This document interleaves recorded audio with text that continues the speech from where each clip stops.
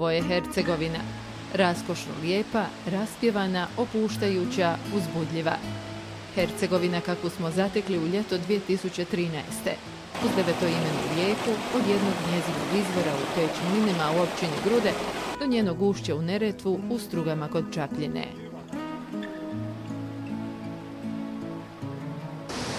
Ispod ove kamene litice izvire rijeka Tihaljina. To je samo jedno od imena devetoimene rijeke koja se ulijeva u Neretvu kod mjesta Struge.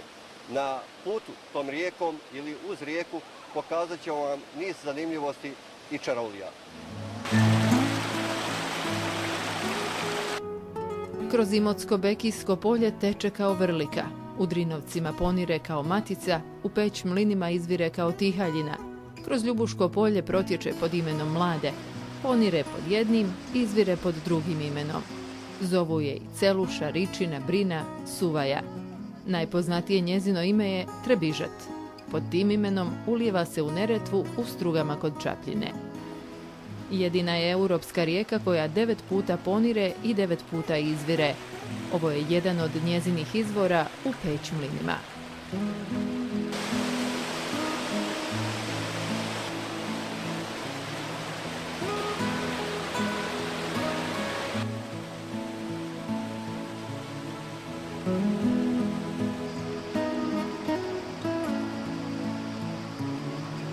Se nalazimo u Peć Mlinima, u zaseoku Tihaljina, općini Grude. Na ovom području 2005. godine je napravljena hidroelektrana. Područje je specifično po obilatom izvorištu vode kroz koje protječe rijeka Tihaljina koja se u ovom području naziva svojim 7. imenom od ukupno 9 imena. Naziv Peć Mlini potiče od riječi pećina i riječi mlini ili mlinice.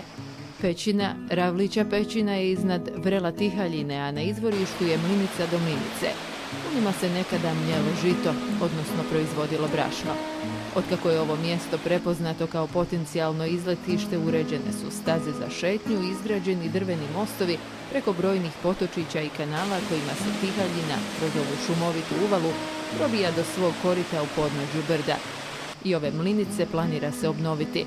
Neke od njih bit će vraćene svojoj izvornoj namjeni, a druge preuređene u konobe ili prodavnice suvenira. Hidroelektrana je u svojoj funkciji od 2005. godine, međutim, iako je napravljena hidroelektrana i usprkos skeptičnosti mnogih ljudi, voda je i dalje čista. Krajolik je, kao što vidite, očuvan. Sedrene stijene i dolomit daju specifičan i karakterističan izgled ovom prostoru.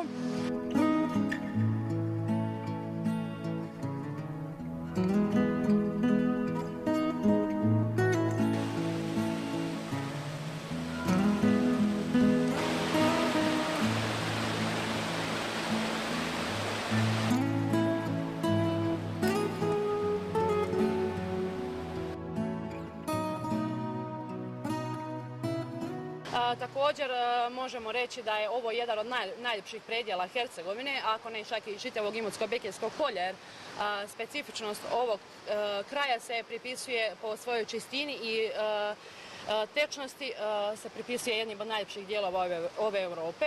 Također ovaj dio je dobio bezbroj nagrada, to je vrlo važno spomenuti, zbog kvalitete vode, plodnosti ovoga kraja kao i uređenosti prostora i očuvanosti i flore i faune.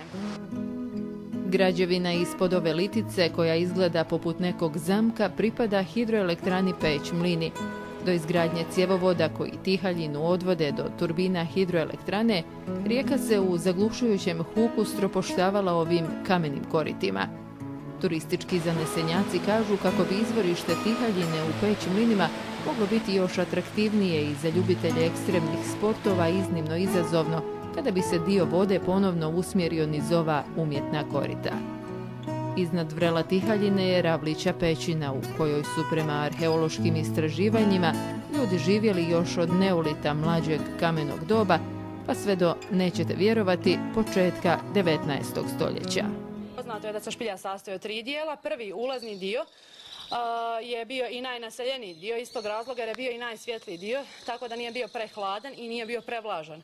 Već drugi dio, ili takozvane mračne komore, su služile kao ostave, a treći dio su služili kao skloništa kad je bio period sa velikim snijegom, zato što je u unutrašnjosti bilo toplije. Ova špilja je bila naseljena sve do početka 19. stoljeća jer su tu obitavali hercegovački hajduci. Iskapanja nisu završena do kraja, kao što možete i vidjeti. Neki nalazi se sada prave i najvjerojatnije će se morati to završiti. Međutim, zbog nepristupačnosti terena, jer špilja je duga gotovo 100 metara, a ponire već na drugoj etaži ponire 10 metara u dubinu. Imamo problem sa šišmišima, to možete i čuti, a drugi vrlo važan problem je voda, velika vlaga, dakle i hladnoća. Tako da to spriječava speleologe da odrade do kraja svoj posao. Izložene artefakte koji su pronađeni na ovom lokalitetu možemo vidjeti u Gorici u arheološkom muzeju, također u općini Grude. U Ravlića pećini pronađene su različite vrste predmeta od keramike, različite vrste nakita i oruđa. Što se tiče nakita i oruđa, imamo nešto od glačanog kamena, neka nalazišta, imamo dio iz brončanog perioda. Nalazi nakita su vrlo skromni, uglavnom je to nakit od veprovih zuba, što je vrlo specifično i nekarakteristično. Samo dva takva nalaza imamo u ovoj špilji, a na području BiH su to zapravo jedina dva nalaza iz špilje koja datira iz neolitskog doba. Ova špilja datira ujedno kao i zelena špilja u Mostaru u Buni na Blagaju. Dakle, isti je vremenski period. Tako je važno ispomenuti da je i utjecaj kulture jedna na drugu bio vrlo važan iz tog perioda. Dakle, plemena su znanje prenosila sa grupe na grupu. Područje je vrlo značajno ne samo za Hercegovinu, već kompletno za ovaj dio Balkana i ovo područje Jadrana iz tog razloga što na ovom području imamo endemske vrste bilja, određene životinjske vrste, ali isto tako ovo područje datira još iz ranog neolita, što je vrlo važno. Imamo razna nalazišta, kako ljudskih ostataka, ljudskih kostiju, tako i nakita iz neolitskog doba, od veprovih kostiju i zuba pa do kostura djece, koje se pripisuje da su pripadali svojevrsnim ritualnim obredima.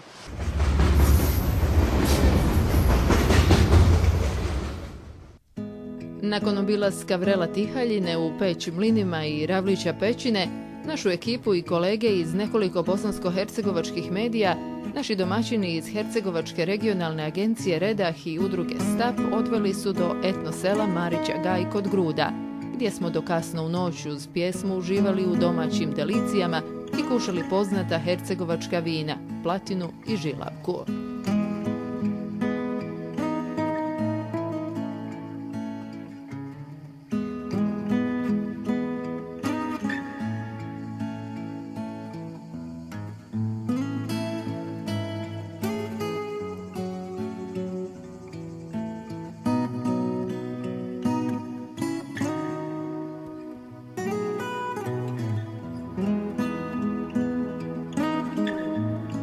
Marića Gaju uz pjesmu Cvrčaka smo doručkovali, a prvu kavu popili 10 kilometara južnije, ispod slapa Koćuša na devetoimenoj rijeci, s Ivanom Kolakom, čija je privilegija to što živi uz ovaj vodopad. Evo ovdje ovako svako jutro iskoristim ove sate jutarnje da popijem kavu. Ja mislim da lipšeg mjesta za popiti kavu i nema vodopad mladi. Novine se pročitaju i tako. Mi kad smo bili mlađi, dosta smo se kupali ovdje, voda je ladna, kažu najbolja za lad pivu. Mađarija danas ima neke druge vidove zabave, nažalost, kompjutere, klima, tamo je nažalost ugodnije. Mi smo se kod dica ovdje iskakali tu sa toga vodopada i sada ima pojedinaca skaču, ali to tamo za podneva kad malo bude toplije. I dok su jedni uz huk vode i prve zrake sunca uživali ispijajući jutarnju kavu, drugi su ispod vodopada Koćuša pecali. Devetoimena rijeka je, kažu, bogata mnogim ribljim vrstama, a posebice pastrnkom. Vodopad Koćuša je očito posebno ljeti hedonističko mjesto gdje uživaju ne samo ljudi.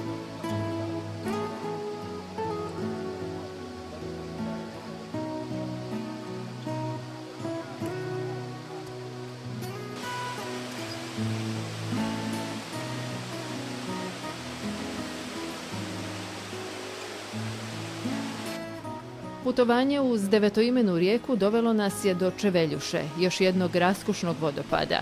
U ovom pitomom krajoliku uz restorane je i jedna mlinica, skoro obnovljena, u kojoj će turisti i izletnici, nadamo se, uskoro imati priliku vidjeti kako se nekada proizvodilo brašno.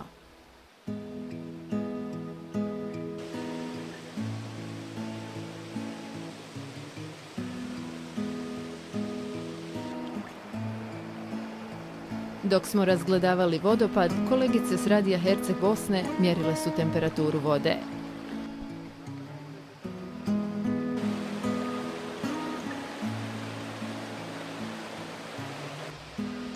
Od slapova Čeveljuša i Koćuša krenuli smo dalje, uz rijeku, do najpoznatijeg i ljeti najposjećenijeg vodopada, Kravica.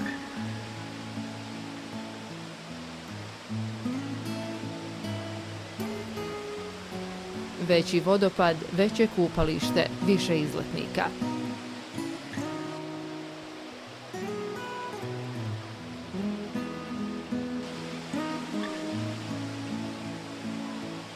Dok su se jedni sunčali, drugi su uživali u vožnji kajakom.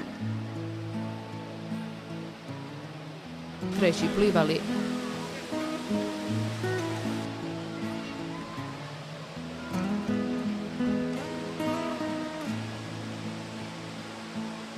Oni malo smjeliji tuširali su se ispod slapova Kravica.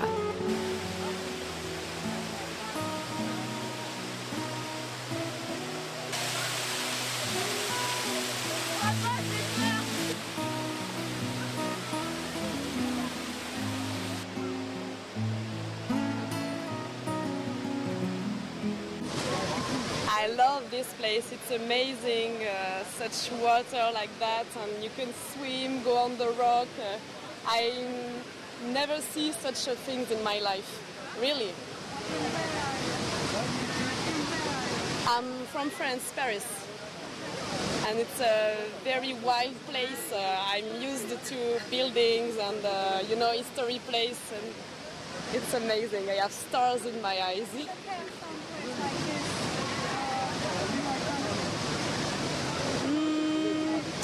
Maybe in the south of France, but no such a place. It's different, very different. Kolone ljudi željnih osvježenja od paklenih hercegovačkih vrućina na stazi koja između Čempresa vodi do podnožja, do Kravica.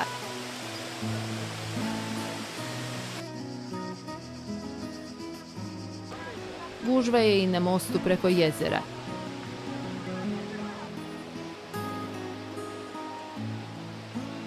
I u restoranima oko jezera, gdje smo zatekli Mostarca, Hrvoja i njegovog prijatelja Miroslava iz Zagreba. Odlično, hrana je odlična, ambijent je savršen, sve je savršeno. Bolje Jarun ili Kravice? Kravice, nije upitno uopšte. Uživate ovdje u kupanju? Da. Evo sad ćemo se kupati. Odlično je, hrana je odlična. Da, samo puno ljudi ove godine. Prošle godine nije bilo nikoga. Baš je bilo intimnije. Znači, samo to meni, što se mene tiče. Jedina mana što ima previše ljudi. A voda? Sada, odlično. Hrana najbolja. Nigdje nisam ovako dobro fileta pojela. Istina, stvar. Da jest. Ja sam iz Makarske inače. Iz Makarske? Čak iz Makarske s mora došla vam, vidim. Zadovoljni su i ugostitelji. Otkako je prostor oko Kravica uređen, izgrađen parking, vidikovac, šetnice, turista je sve više.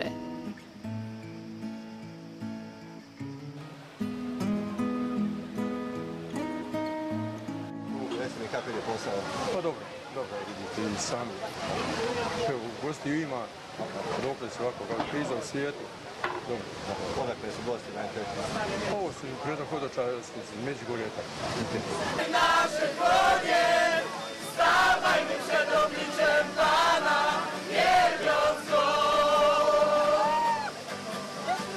Pjesme čiste naše srca, rodeš krule, jeste krule.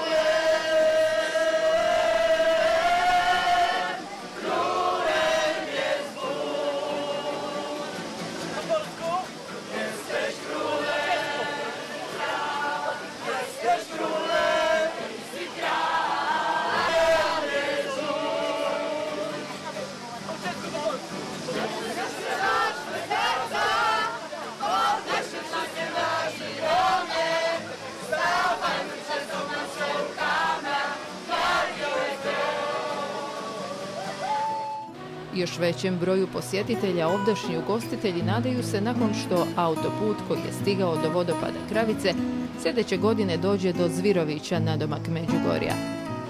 Hercegovačka razvojna agencija Redah i Udruga za ruralni razvoj Stap iz Ljubuškog u suradnji s 3 hercegovačke općine, Grudama, Ljubuškim i Čaplinom, uz financijsku podršku Europske unije i Federalnog ministarstva za turizam i okoliš, devetoimenu zapadnohercegovačku rijeku i kulturno-povijesno nasljeđe uzmu posljednjih godina postupno pretvaraju u novi turistički proizvod koji se sastoji od, kako kažu, 3 tematske